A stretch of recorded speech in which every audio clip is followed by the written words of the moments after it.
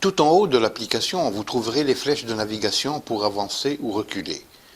En plus des fléchettes de navigation, le numéro de la question actuelle et le nombre de questions s'affichent. En outre, le programme vous indique le sujet en rapport avec la question qui est actuellement affichée. Examinons maintenant les différentes icônes que vous trouverez en bas de la barre. Il s'agit de fonctions utiles qui vous aident à apprendre et qui facilitent l'utilisation du programme. Toutes les questions sont illustrées avec des images. Vous pouvez les agrandir en cliquant sur le symbole de la loupe. La première icône à l'extrême gauche permet de revenir à l'écran précédent. La deuxième icône, en partant de la gauche, sert à sélectionner des sujets spécifiques. Lorsque vous appuyez sur cette icône, vous verrez la liste de tous les sujets.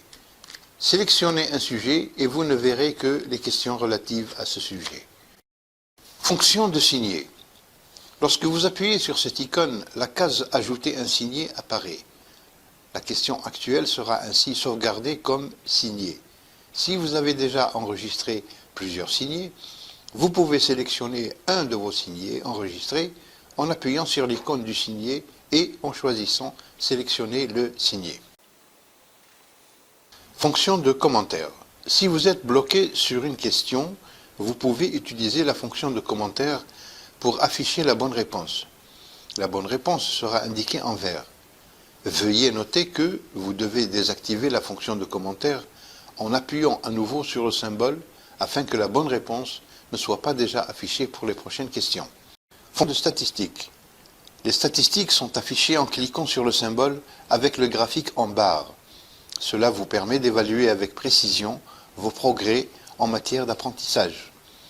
En haut, vous verrez une évaluation globale, tandis que plus bas, vous verrez une évaluation détaillée pour les différents sujets. Sélection de la langue. À l'extrême droite de la barre d'outils, vous avez la possibilité de sélectionner la langue souhaitée en appuyant à nouveau sur l'icône avec le globe terrestre. L'examen test simule un examen réel. Par conséquent, lorsque vous répondez aux questions, il y aura quelques différences par rapport aux questions d'entraînement. Tout en haut de la navigation, vous verrez le nombre de questions de l'examen. En bas de la barre d'outils, vous trouverez la sélection des sujets et l'icône de signer.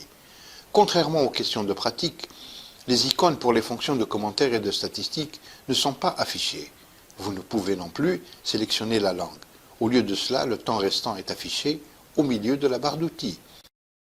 Une fois le temps écoulé, ou si vous appuyez sur l'icône de sortie, le résultat de l'examen sera affiché. Vous découvrirez non seulement si vous avez réussi à l'examen ou non, mais aussi combien de points vous avez obtenus. En appuyant sur OK, vous accédez à la vérification des questions. Les réponses que vous avez données sont marquées.